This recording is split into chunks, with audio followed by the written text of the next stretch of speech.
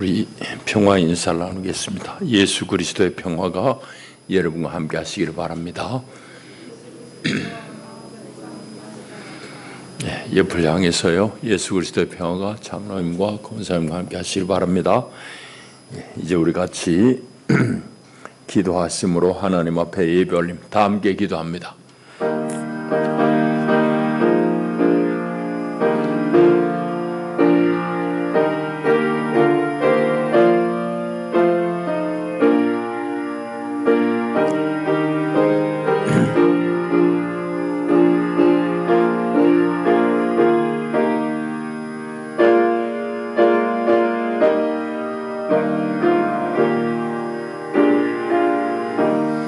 온 땅에 여호와께 즐거운 찬송을 부를지어다.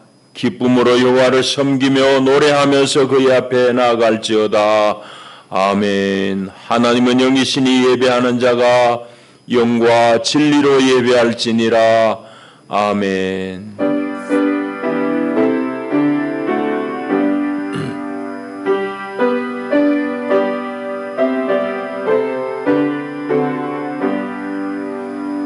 자비하신 하나님, 오늘도 저희들을 주의 복된 성산으로 이끄시고 우리 주를 배울 수 있는 큰 은혜를 주셨습니다.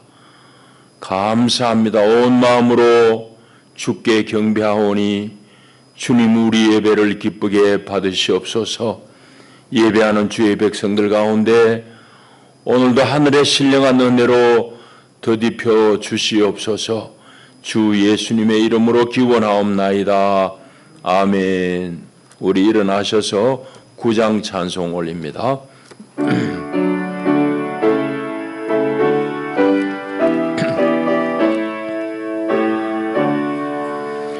하늘에 가득 찬 영광의 하나님, 온 땅에 충만한 존귀하신 하나님, 생명과 빛으로 지혜와 권능으로 언제나 우리를 지키시는 하나님, 성부와 성자와 성령 삼위의 하나님, 우리 예배를 받아주시옵소서.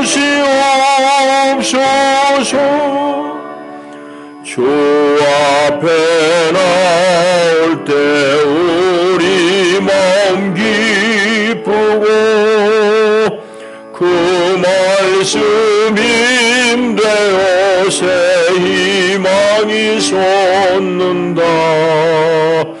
고난도 슬픔도 이기게 하시옵고 영원에 이때어 살아가게 하소서. 우리의 사랑과 기쁨, 생명의 하나님, 우리 예배를 받아주시옵소서.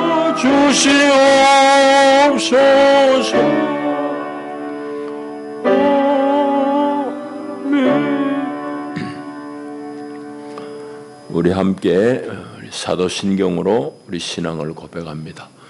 나는 전능하신 아버지 하나님, 천지의 창조주를 믿습니다.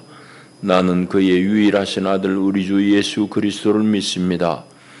그는 성령으로 잉태되어 동정녀 마리아에게서 나시고 본디오 빌라도에게 고난을 받아 십자가에 못 박혀 죽으시고 장사된 지 사흘 만에 죽은 자 가운데서 다시 살아나셨으며 하늘에 오르시어 전능하신 아버지 하나님 우편에 앉아 계시다가 거기로부터 살아있는 자와 죽은 자를 심판하러 오십니다. 나는 성령을 믿으며 거룩한 공교회와 성도의 교제와 죄를 용서받는 것과 몸의 부활과 영생을 믿습니다. 아멘.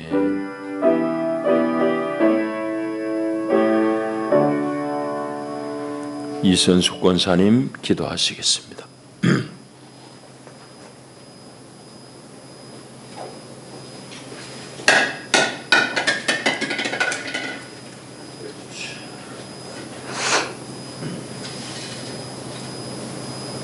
찬양을 받으시기에 합당하신 하나님 아버지, 지난 한 해를 은혜 가운데 보내게 하시고 또 다른 새해를 맞이하게 하신 하나님께 영광을 올려드립니다.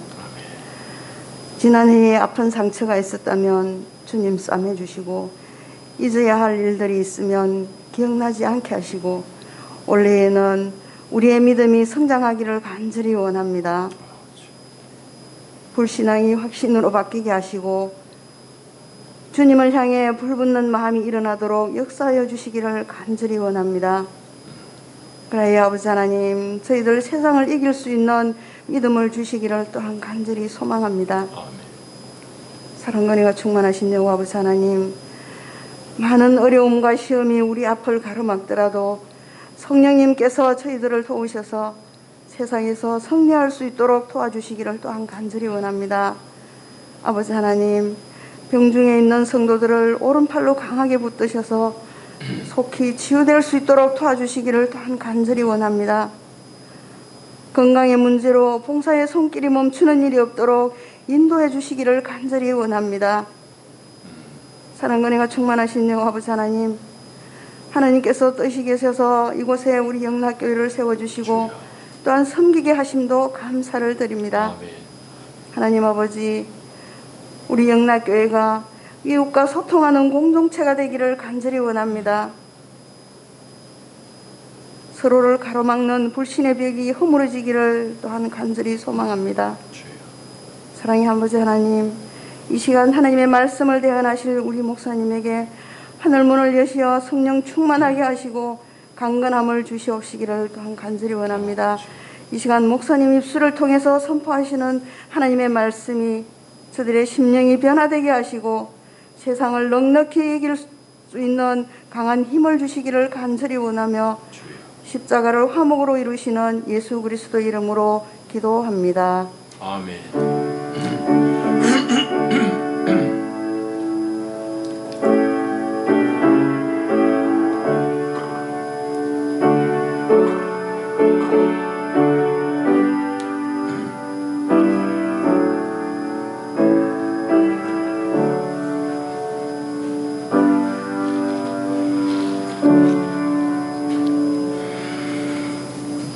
오늘 아침에 하나님께서 주시는 생명의 양식은 신약성경 사도행전 19장의 말씀입니다. 사도행전 19장 1절부터 10절까지 말씀,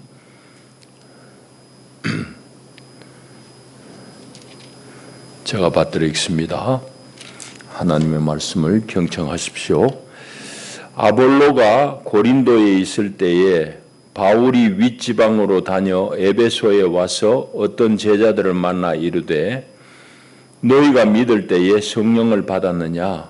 이르되 아니라 우리는 성령이 계심도 듣지 못하였노라. 바울이 이르되 그러면 너희가 무슨 세례를 받았느냐? 대답하되 요한의 세례니이다. 바울이 이르되 요한이 회개의 세례를 베풀며 백성에게 말하되 내 뒤에 오시는 이를 믿으라 하였으니 이는 곧 예수라 하거늘 그들이 듣고 주 예수의 이름으로 세례를 받으니 바울이 그들에게 안수하며 성령이 그들에게 임하심으로 방언도 하고 예언도 하니 모두 12사람쯤 되니라. 바울이 회당에 들어가 석 달 동안 담대히 하나님 나라에 관하여 강론하며 권면하되 어떤 사람들은 마음이 굳어 순종하지 않고 무리 앞에서 이 도를 비방하거늘 바울이 그들을 떠나 제자들을 따로 세우고 두란노 서원에서 날마다 강론하니라. 2해 동안 이같이 하니 아시아에 사는 자는 유대인이나 헬라인이나 다 주의 말씀을 듣더라. 아멘. 기도하시겠습니다. 하나님 아버지, 참으로 고맙습니다. 우리를 오늘도 사랑하셔서 하나님 배울 수 있게 하시고 또 우리를 이 시간 말씀의 상 앞에 앉히시니 감사합니다. 하나님 친히 위로부터 내리는 하늘 양식 우리가 마음껏 취해서 아버지 우리 속 사람이 새 힘을 얻게 하시고 주님의 길을 잘 따르게 하옵소서. 예수님 이름으로 기도합니다. 아멘. 이제 우리가 성경을 읽는데요. 성경을 읽는다는 것은 한편으로는 성경이 기록된 그 당시의 사람들의 삶 속으로 읽는 독자가 들어가는 행위입니다. 그래서 그들의 사정과 그들의 상황과 그들의 느낌, 감정들을 헤아리며 내가 읽는 것이죠. 이제 성경을 우리가 그렇게 읽어야 되는데 그렇지 않으면은 우리가 맥락 없이 내 눈에 내 귀에 쏙 들어오는 요절만 자꾸 읽고 외우려고 한다고요. 이제 그런 형태를 보이면은 내 신앙이 자꾸 교리화됩니다. 외운 것 때문에 고매여 가지고 교리는 차곡차곡 쌓이죠. 이제 우리 신앙이 도대체 그 따뜻하지 못하고 화석과 같이 되는 이유가 제가 보기에는 그런 것하고 대단히 관계가 많기 때문이라고 생각이 됩니다. 그래서 우리는 성경을 읽을 때마다 늘 그 당시 상황 속으로 내가 들어가 봤어. 그들이 당하는 어려움과 그들의 현실이 뭔지 그런 것들 우리가 이해하면서 읽어야 됩니다. 처음 교회가 이제 시작되고 나서 자리가 잡는 데까지는 상당한 시간이 소요됐습니다. 그동안은 여러 가지 갈등을 교회가 헤쳐나가고 이제 해결했기 때문에 오늘 우리에까지 교회가 이제 전수가 된 것이죠. 그런데 언제나 그렇듯이 사람의 이치, 사는 이치가 늘 그렇듯이 바깥으로부터 오는 박해에 대해서는 그 힘은 들지만은 그 교회의 태도는 입장은 오히려 쉬워요. 박해에 대해서는 우리가 싸워야 되니까 저항해야 되니까 쉬워요. 문제는 내부에서 발생하는 여러 가지 문제들 갈등 요소입니다. 이거는 그 문제에 대해서 이렇게 하자는 사람 저렇게 하자는 사람 다 생각이 다르기 때문에 대단히 복잡합니다. 그래서 내부에서 발생하는 그런 갈등을 해소하는 방식은 아주 어렵기도 하고 복잡하기도 하고 그래요. 예를 들자면은 뭐 우리 교단은 이제 그 문제를 이제 정리한 지가 오래됐습니다만은 여성 안수 문제입니다. 이건 아직까지도 보수적인 한국 교회에서는 큰 짐이에요. 그래서 최근에 보면은 어떤 장로교 합동 계열의 교회인데 일산에 꽤 큰 교회입니다. 교단에서는 여성 안수를 허락을 안 하는데 그 교회와 교인들은 성경의 진리는 그렇지 않다는 걸 자기들이 깨우치고는 여성들을 안수해가지고 세웠어요. 그러니까 그렇게 하고 나서 이제 그 담임 목사님은 연세가 되고 은퇴했는데 은퇴한 목사를 갖다가 교단에서 그냥 면직을 하고 그냥 그 난리를 지금 일으키고 있어요. 이와 같이 교회 안에 생기는 그런 갈등은 해결하기가 상당히 어렵습니다. 그런데 성경을 잘 살펴보면은 그렇기 때문에 그 성경의 맥락, 그 환경 속에 오늘 우리의 문제들이 다 거기에 녹아 있다는 걸 알 수 있어요. 그래서 오늘 우리가 읽은 본문의 말씀도 마찬가지입니다. 그래서 이 본문이 오늘 우리에게 어떤 말을 걸어오는지를 우리가 맥락 속에서 우리가 들어가서 보면은 여러 가지 성경이 글만 아니라 글 뒤에서 우리에게 걸어오는 그런 여러 가지 말들이 많아요. 오늘 우리가 그걸 좀 살펴보려고 하는데, 바울이 선교 여행을 세 차례 합니다. 이제 바울의 선교 여행을 세 차례 하는데 안디옥 교회의 도움을 받아가지고 안디옥을 거점으로 해가지고 이제 선교 여행을 합니다. 그런데 그때는 물론 기독교가 자리 잡기 전입니다. 교회도 없을 때고요. 그러니까 바울이 교회를 개척하는 이런 일들을 가만히 보면은 여러 가지 갈등, 충돌 이런 게 일어납니다. 바울이 이제 교회를 개척하고 기독교 복음을 전한 것은 일정한 패턴이, 정형이 있습니다. 그건 뭔가 오늘 우리가 읽은 데도 나오는데요. 가면은 제일 먼저 어디서 주로 하나님 나라의 복음을 전하는 건 회당에서. 유대인들은 어디에도 뭐 그 지중해 연안에 다 흩어져 살기도 하고 유대인들이 있는 곳마다 회당에서 예배하니까 그 사람들은 이제 예수는 모르는 사람들이잖아. 그런데 성경은 아는 사람, 구약은 아는 사람이니까 그 구약을 풀어가지고 하나님 나라를 선포하고 예수를 얘기하는 겁니다. 오늘 우리 읽은 부분도 그렇죠. 그런데 유대인들이 그걸 순순히 받아들일 리가 없습니다. 받아들일 리가 없잖아요. 그러니까 가는 데마다 이제 잘 받아들인 데도 있고 갈등하는 데도 많고 그렇습니다. 그뿐만 아닙니다. 교회가 세워지고 나서도 그 뒤에 안에서 생기는 여러 가지 내부적인 문제 때문에 문제가 많이 있었고 그래요. 자, 그런데 오늘은 우리 에베소를 살펴봐야 되는데 오늘 본문에 에베소 교회가 나옵니다. 바울이 2차 선교 여행할 때 에베소에 잠깐 들른 적은 있어요. 그러나 오래 머물지는 않습니다. 그런데 오늘 이제 3차 선교 여행 때 본격적으로 그곳에서 복음을 전합니다. 오늘 19장이 나오는 이건 3차 선교 여행 때입니다. 그래서 8절부터 보면은 회당에서 들어가서 석 달 동안 복음을 전하는데 유대인들의 반발이 심해가지고 거기서는 더 이상 못하고 그 이웃에 있는 두란노 서원을 빌어다가 거기서 2년 동안 꼬박 하나님 나라의 복음을 강론했다는 게 이제 오늘 나옵니다. 자, 그게 이제 오늘 우리가 읽은 내용이에요.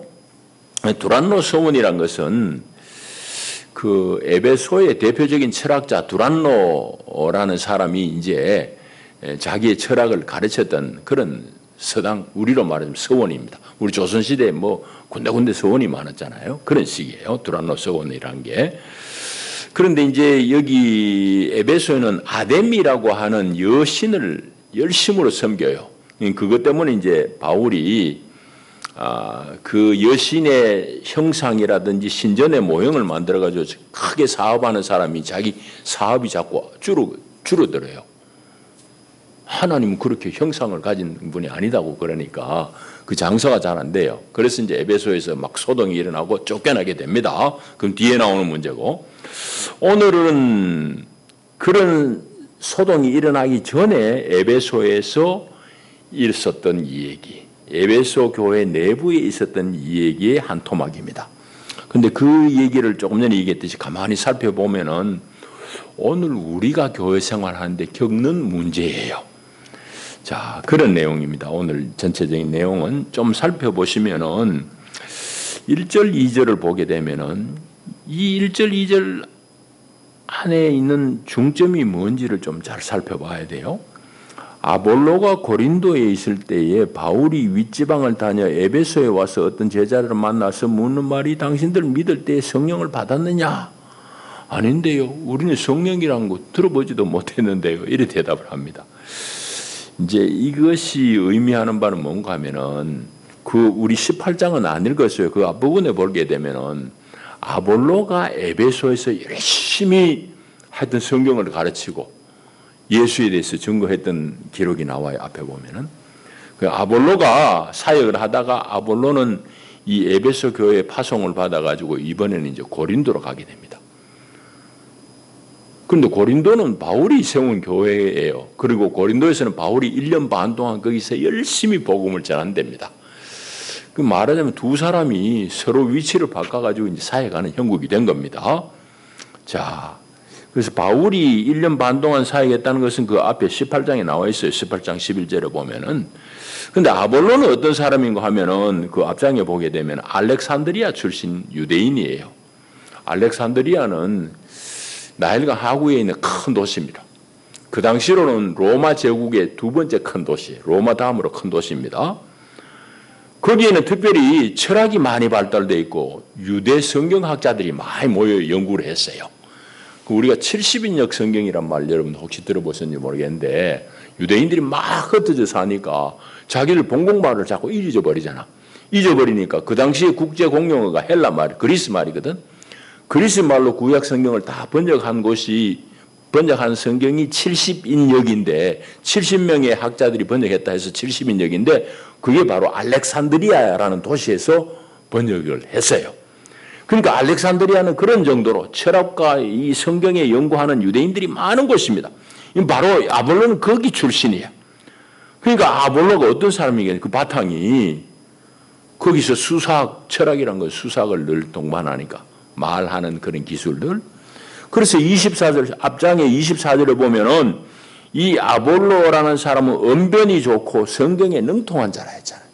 자기가 태어난 곳이 그런 바탕이니까. 그래서 말 잘하고 성경에 대해서 능통한 사람이야. 근데 이 사람이 일찍 주의 도는 배웠는데 요한의 세례만 알 따름이다 해서 25절에 그 사람의 한계가 이제 요한의 세례.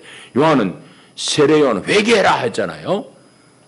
그런 정도만 이제 아는 사람이에요. 그래서 이 사람이 요한의 세례만 알 따름인데 26절 이하에 보면은 브리스길라와 아굴라라는 사람이 평신도 지도자입니다. 평신도가 하나님의 도를 잘 가르쳐 줬어요. 그래서 이 아볼로가 이제는 고린도로 넘어갑니다. 그 앞장 27절에 보면은 아가야 지방의 중심 도시가 고린도거든요. 거기 가가지고 이제 자기의 받은 은사 가지고 열심히 교회를 섬겼다. 그런 내용이 이제 앞장에 나와요. 그런데 바울이 이제 이번에는 그 아볼로가 사역했던 이 에베소 교회에 와가지고는 제자들을 만나가지고 던진 첫 질문이 2절입니다. 여러분들 믿을 때에 성령을 받아서 하고 그런 묻습니다. 이렇게 물은 질문의 의미가 뭔지를 우리가 좀 살펴봐야 돼요. 자, 그걸 이제 우리가 좀 알려고 그러면은 세례와 관련되어진 그 당시 교회 상황들을 우리가 좀 이해할 필요가 있습니다. 바울이 당신들 성령 받았느냐고 묻고 나서는 바로 3절에 보면은 그러면 당신들은 무슨 세례를 받았어? 하고 이렇게 또 묻습니다. 성령 받았냐고 그러나고 세례는 무슨 세례를 받았냐고 묻는 거 이게 맥락이 잘 연결이 안 돼요. 근데 그 당시 상황들을 좀 잘 이해할 필요가 있습니다. 이게 무슨 얘기인가 하면은 세례와 관련돼서 그 당시 상황들을 우리가 좀 이해할 필요가 있어요. 본래 세례는 예수님이 세례를 많이 베푼 분이 아니에요. 많이 베푼 게 아니라 예수님이 세례를 베풀었다는 말 하나도 없어요. 성경에 보면. 예수님이 세례를 받기는 받았지만은 당신이 세례를 준 기록이 없다고. 그럼 세례 전통은 어디서 생겼을까? 생각해 보면은 세례 요한으로부터 출발했다는 걸 우리 충분히 짐작이 가능합니다. 그래서 처음에 교회가 시작될 때에 세례가 중요한 종교의식으로 자리 잡은 것은 아마도 세례 요한을 따르는 사람들이 무리가 대단히 많았잖아요. 이 사람들이 나중에 교회 안에 이제 들어오게 돼요. 그러다 보니까 세례 요한의 영향을 받아가지고 세례 주는 것이 교회의 이제 종교의식으로 이제 자리를 잡게 되는 겁니다. 자, 그렇게 해서 이제 교회의 세례가 이제 정착을 하게 되는데 문제는 세례 요한의 영향으로 인해 가지고 세례 의식을 행하는까지는 좋은데 그 다음 문제는 무슨 문제인가 하면 세례 때문에 교회 안에 파벌이 생기는 겁니다. 그런 말 성경이 없는데요. 가만히 읽어보면 성경이 있어요. 고린도전서 1장에 보면은 고린도 교회에 파벌이 4파벌이나 있어요. 나는 아볼로파다. 나는 게바파다. 나는 바울파다. 심지어 나는 그리스도파다. 뭐 이런 사람이 생기잖아요. 고린도전서 1장 12절에 그런 말씀이 나오는데 그 파가 4파가 있다는 말 다음에 바울이 바로 쓰는 말이 뭔가 하면은 그리스도가 나뉘었느냐? 바울이 십자가를 졌느냐? 바울의 이름으로 세례를 줬느냐? 그런 얘기, 세례 얘기가 바로 나옵니다. 그러니까 그 맥락을 가만히 읽어보게 되면은 고린도 교회 파벌이 그리 생긴 거는 다른 교회도 마찬가지인데 내가 누구한테 세례 받았냐는 문제 때문에 이 사람들이 자꾸 이제 서로 가까워지고 멀어지고 한 겁니다. 그런 걸 알 수 있어요. 그러니까 세례가 교회 안에 정착이 된 건 너무너무 좋은 일인데 이게 부작용이 뭔가 하면 내가 누구한테 세례 받았는데 이거 자꾸 자랑하고 남을 좀 우스히 여기는 이런 경향들이 생긴 겁니다. 분파가 형성돼 버린 거예요. 그걸 우리가 잘 알아야 됩니다. 그래서 신자들은 누구한테 세례 받느냐는 게 자기의 간판같이 되어버린, 자기 자랑거리가 되어버린 거. 그러니까 교회가 분열이 된 거예요. 그러니까 오늘 이제 그 맥락을 알게 되면은 2절, 3절에 이 바울이 질문한 게 이해가 됩니다. 그 2절에 보면 에베소의 제자들, 예수 믿는 사람들을 만나가지고 첫 질문이 당신들 믿을 때 성령을 받았어요? 이런 물어놔놓고는 다음에 대뜸 하는 말이 그러면 세례 무슨 세례 받았어? 하고 이렇게 묻는 겁니다. 자, 이제 이해가 되죠? 그럼 무슨 세례를 받았냐? 믿을 때 성령을 받았냐 해놓고 그 다음에 바로 이어지는 말이 무슨 세례 받았냐고 묻는 질문을 한 이유가 거기에 있습니다. 이 사람들이 세례는 자기들은 요한의 세례만 받았다고 그래요. 요한의 세례가 뭡니까? 회개하라는 얘기지. 당신들 그래가지고 어떻게 하나님 나라를 유업으로 받겠느냐고 다 그냥 회개하라는 그런 얘기인데 그 생활을 고치는 그 세례만 아는 거예요. 바울은 그 수준이 예수 믿는 게 아니라는 얘기를 하고 싶은 거예요. 성령이라는 걸 얘기를 하는 겁니다. 자, 이제 그래서 이제 바울이 그 사람들에게 예수의 이름으로 이제 성령을 베풀고 그 다음에 세례받은 사람의 안수를 하니까 성령이 거기에 임하는데 이 사람들이 막 방언도 하고 예언도 했는데 한 12사람쯤 됐다라는 것이 오늘 우리가 읽은 내용이에요. 자, 이제 우리 얘기 좀 할까요? 오늘 이 본문을 읽을 때마다 저도 뭐 그랬기도 했고 늘 그래 들었고 우리가 상투적으로 이 본문을 어떻게 이해하는가 하면은 세례란 것은 예수의 이름으로 세례를 받아야 되는 것이고 그리고 세례를 받게 되면 성령이 임하게 되고 성령이 임하면은 방언과 예언을 하는 거구나. 뭐 그런 정도로 우리가 다 읽고 막 방언과 예언을 사모하고 막 그래 하는 것이 교회 일반적으로 이 본문을 해석하는 그런 내용입니다. 근데 그런 설교라든지 그렇게 이 본문을 읽으면 개인적으로 뭔가 좀 불안한 사람들이 있어요. 그건 어떤 마음인가 하면은 나는 세례 받기는 받았는데 나는 성령 받았다는 증거가 뭐지? 여기 보면 성령 받았다는 게 막 방언도 하고 예언도 하는데 나는 방언도 못하고 예언도 못하는데 그런 마음이 들어요. 그러니까 내가 성령을 혹시 못 받았나? 하는 불안함이 있는 거야. 그거는 방언과 예언을 경험하지 못한 사람이 자연적으로 가지게 된 심리 현상입니다. 거꾸로 방언할 줄 알고 예언할 줄 아는 사람들 옳지 맞아 나는 성령을 확실히 받은 사람이야 하고 뭔가 뿌듯하기도 할 뿐만 아니라 자기 옆에 있는 사람들 방언 못하는 사람들 업수히 여기는 우월감을 가지게 되는 그런 본문으로도 오늘 이 본문이 작용을 해요. 여러분 과연 이 본문이 그걸 우리에게 말할까요? 여러분 제가 읽은 대로는 그렇지 않습니다. 이 성경이 우리에게 말씀하고자 하는 것은 방언과 예언이 이 본문 말씀이 우리에게 주고자 하는 핵심이 아니에요. 결코 아니에요. 누가가 기록한 그 당시에는 성령 경험을 주로 방언과 예언이란 현상에서 확인을 할 수 있었습니다. 그러나 그 현상을 일반화시킬 수 있느냐? 아니에요. 성령 받으면 다 방언해야 되고 예언해야 된다고 그러면 예수님은 왜 방언 안 했어요? 여러분 복음서에서 방언을 말한 적이 없습니다. 예수님이 방언했다는 기록도 없어요. 다만 이 성경의 이 시대에 그곳에는 성령이 임할 때 방언과 예언으로 현상이 나타났다는 것뿐입니다. 그럼 이 본문이 우리에게 얘기하고자 하는 중요한 내용은 뭐냐? 너희들이 믿을 때에 성령을 받았느냐? 성령의 임재 자체입니다. 성령의 임재 자체예요. 이게 중요하다 이 말입니다. 그러니까 성령이 그들에게 임했다는 사실이 중요한 거예요. 그 말은 무슨 말인가 하면 이 사람들은 요한의 세례만 지금 알고 있잖아요. 요한의 세례란 것은 조금 전에 얘기했습니다. 회개하는 것, 도덕성을 제고시키는 것, 의롭게 사는 것 이런 원칙입니다. 그런 원칙을 담은 세례예요.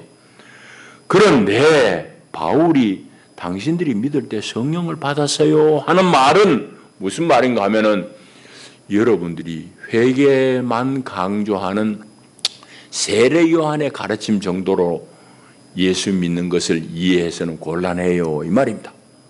예수 믿는다는 것은 성령에 사로잡혀서 성령과 함께 사는 것이다. 그 얘기를 예수님 이 본문이 오늘 우리에게 하고 있는 거예요. 그래서 예수 믿는다는 것은, 다시 말하자면 성령이 임한다는 것은 하나님의 영에 사로잡히는 걸 말합니다. 그 하나님의 영은 바로 믿음의 대상인 예수 그리스도의 영을 얻는 것이고, 예수 그리스도의 영이 우리 안에 올 때에 우리는 죄와 사망을 이기고 생명을 살아낼 수 있는 거예요. 그래서 예수 그리스도의 영은 우리로 하여금 죄와 죽음으로부터 자유를 가져오게 하고 구원하는 영입니다. 예수 믿는다는 것은 그러니까 아주 특별한 거예요. 세례 요한이 얘기했듯이 도덕적으로 좀 의로워야 되고 남보다 조금 더 의롭게 살아야 된다, 이런 차원의 정도가 아니에요. 예수 믿는다는 것은. 예수 믿는다는 것은 예수를 믿고 그 영이 내 안에 임함으로 말미암아서 내가 이제는 예수와 함께, 더 정확하게는 예수의 영인 그 성령과 함께 사는 것이 옳시다. 그걸 지금 바울이 에베소의 제자들에게, 형제들이 얘기하는 거예요. 아셨습니까? 그래서 이 예수 믿는다는 사실에 집중해야지, 우리가 자꾸 교회 안에서 방언, 예언, 그거 알면은 나는 성령 못 받았는가? 아니에요. 그 얘기를 오늘 본문이 하는 게 아니라고. 그러니까 우리가 중요한 것은 예수 믿는다는 것. 이거는 예수와 함께 사는 것이고 그 성령과 함께 사는 것인데, 이걸 우리가 알지 못하고 대신 우리가 얼마만큼 도덕적으로 살아야 되냐, 얼마만큼 더 의롭게 살아야 되냐, 의롭게 살지 말라는 얘기가 아니에요. 예수 신앙한다는 것은 그런 도덕 차원의 문제가 아니라는 얘기를 한 겁니다. 그걸 뛰어넘는다는 얘기입니다. 교회에서도 마찬가지입니다. 예수를 믿는다는 거, 이게 내용을 모르고는 교회가 어떻게 하면은 무슨 프로그램을 돌리면은 교회가 잘 경영이 될까? 사람이 많이 올까? 그런 데만 마음을 뺏길 수 있어요. 그게 본질이 아닙니다. 그렇게 교회가 또 성도들이 예수의 영을 살아내는 걸 모르고 내가 어떻게 살아야 되나? 교회가 뭐 해야 되나? 거기에 집착하는 것은 마치 사람의 사는 인생이 뭔지도 모르고 돈만 많이 벌려고 매달리는 그 태도하고 정확하게 똑같은 거예요. 인생이 뭔지도 모르는데 돈만 많이 벌고 어떻게 하겠어요? 그 돈을 어떻게 쓰겠어요? 그게 바로 오늘 성도들의 비극이에요. 교회의 비극이에요. 예수 믿는 걸 모르고 뭐 해야 되지? 여기에 집중하는 거예요. 나쁜 짓 안 해야지. 그러나 그런 차원의 신앙이 아니에요. 예수 믿는다는 것은. 신앙은 예수와 함께 사는 겁니다. 그 영을 내가 사는 거예요. 이게 예수 믿는 거지. 성령 받은 거지. 자, 그걸 지금 바울을 통해서 우리가 깨우쳐야 돼. 한 가지 더 얘기를 하자면은, 교회 안에는 다양한 사람들이 있습니다. 그러다 보니까 그 사람들 생각이 다 달라요. 입장이 다 달라요. 주장 다 달라요. 그럼에도 불구하고 교회는 어떻게 해가지고 오늘 여기까지 전진하게 되었느냐는 얘기입니다. 그 얘기를 사도행전이 보여주고 특별히 오늘 본문이 우리에게 말하고 있어요. 그는 절대적으로 성령의 역사다는 겁니다. 그리고 그 성령의 역사와 함께 진리인 하나님의 말씀이 교회 안에 이렇게 퍼진 데 따른 결과입니다. 그래서 바울이 믿을 때 성령을 받았느냐 하면서 성령에 대해서 얘기하고 8절부터 보면은 바울이 회당에 들어가서 열심히 하나님 나라에서 강론하였는데 유대인들로부터 이제 거절당하니까 비방하고 비난하고 그러니까 바울이 거기 나와가지고 그 이웃에 있는 두란노 서원을 빌어다가 거기서 2년 동안 강론을 했잖아요. 뭘 강론합니까? 하나님 나라를 강론했어요. 하나님 나라 복음 강론. 여러분 그런 수고를 통해서 오늘 우리에게까지 교회가 전달된 겁니다. 전수된 겁니다. 여러분들의 신앙의 출발 지점 다 다릅니다. 또 신앙에 지향하는 바가 다 달라요. 그런데 사람들 가만히 보면은 그 사람들이 자란 배경이 그 사람의 인격에 크게 영향을 끼치는 것과 같이 신앙생활 어디서 했느냐가 평생에 그에게 중요한 영향을 미쳐요. 그럼에도 불구하고 교회가 오늘 여기까지 하나됨을 이룬 것은 전적으로 성령과 말씀의 이 역사입니다. 우리가 그걸 잘 깨우쳐야 돼요. 이제 말씀을 맺겠습니다. 여러분들 신앙 배경이 다 다릅니다. 어떤 분들은 뭐 고신에서 자란 분도 있고, 뭐 교단적으로 이야기하면은 뭐 교단 배경들이 다 달라요. 어릴 때부터 우리 교회 신앙생활 한 분도 있고, 여러 교회에 거쳐진 분들도 있고, 이렇게 다 우리 신앙 배경이 다른데 우리는 어떻게 교회 생활할 것인가? 오늘 거기에 대해서 이 본문이 우리에게 말해오고 있어요. 이렇다! 그런 안 하지만은 이 본문이 우리에게 말씀하는 바는 분명해요. 너희들이 예수를 믿을 때에 성령을 받았느냐? 성령으로 신앙생활하는 거예요. 윤리 도덕 너머에 성령으로, 그리고 하나님의 말씀을 진지하게 진솔하게 추구하는 그 말씀의 능력으로 우리가 신앙생활, 교회를 일궈나갈 것입니다. 기도합니다. 하나님 아버지 감사합니다. 성령은 처음부터 교회 가운데 함께 하시고 믿는 자들 가운데 역사하셔서 오늘 우리가 하나님의 교회를 알게 되었나이다. 아버지, 우리가 믿을 때에 성령을 받았음을 알게 하시고 예수 믿는다는 것이 성령 그리스도의 영과 함께 사는 것임을 알게 하시니 감사합니다. 아버지, 우리의 자란 배경과 신앙의 배경들이 다 다를지라도 한 성령 안에서 성령의 인도하심과 성령의 교통 속에서 우리가 아름다운 교회를 잘 세워나갈 수 있게 축복하여 주옵소서. 예수님 이름으로 기도하옵나이다. 아멘. 우리 436장 찬송하시면서 준비하신 예물을 봉헌하도록 하겠습니다.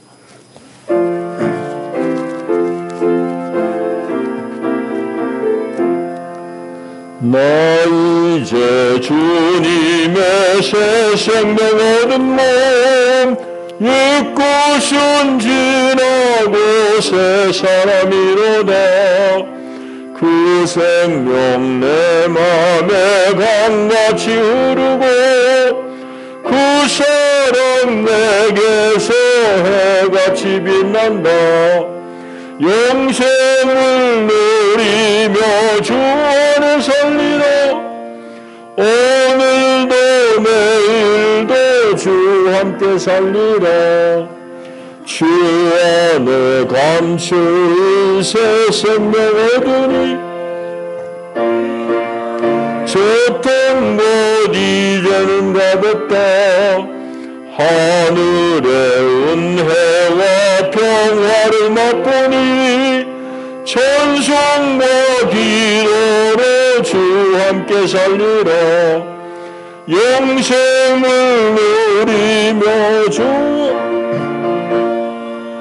오늘도 내일도 주 함께 살리라.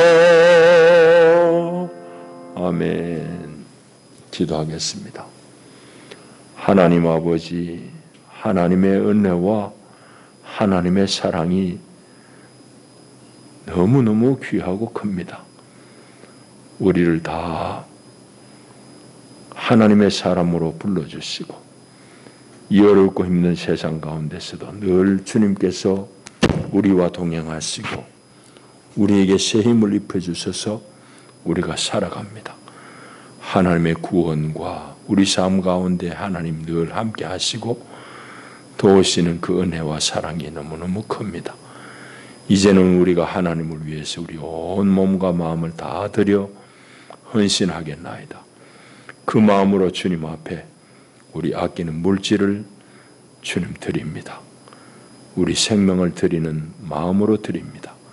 하나님 다 연락하시고 우리 생명 받으시고 우리 온 삶이 하나님 안에서 참으로 복된 삶을 살게 하시고 아버지 세상 가운데 그리스도의 대사로서 넉넉히 세상을 이기며 세상 가운데 그리스도를 증거하는 삶을 살게 하옵소서.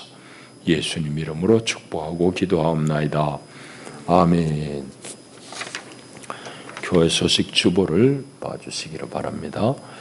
오늘까지 새해 가족 기도 신청서를 내주시면은 제가 그것을 가지고 여러분을 위해서 1년 동안 기도하겠습니다.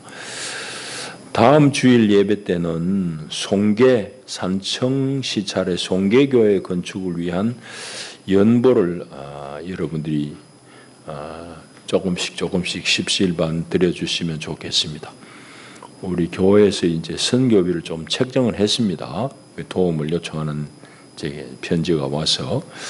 근데 송계교회는 태풍 매미 루사 때 교회가 완전히 물에 잠기고 떠내려가 버렸어요.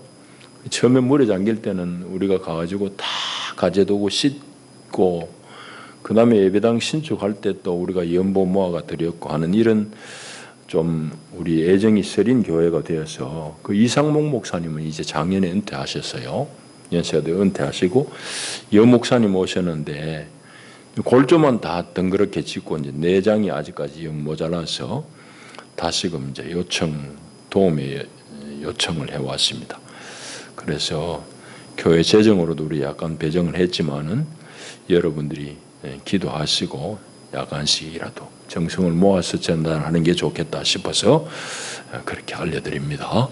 이해하시고 여러분들이 조금씩 그렇게 도와주시면 좋겠고 또 토마스 은나 선교사가 지난 주 중에 딸을 출산했습니다. 또 우리 박용욱 권사님 손녀가 좋은 대학교에 입학해서 우리 축하합니다. 이제 주현지를 지났는데 오늘 우리 성탄 장식 다 수고해 주시기 바랍니다. 예, 이상입니다. 이제 일어나셔서 인사를 나누겠습니다. 잘 오셨습니다. 반갑습니다.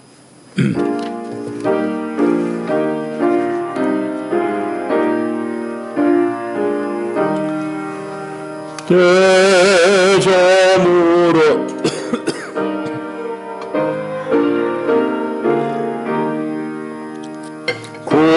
구주여 나와 함께 하소서. 내 친구 나를 위로 못할 때 날 돕는 주여 함께 하소서. 주 홀로 마귀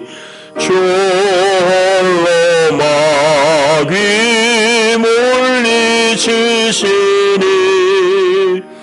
언제나 나와 함께 하소서. 주같이 누가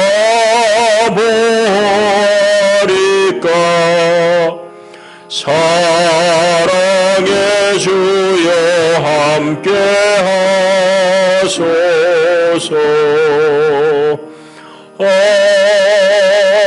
아멘.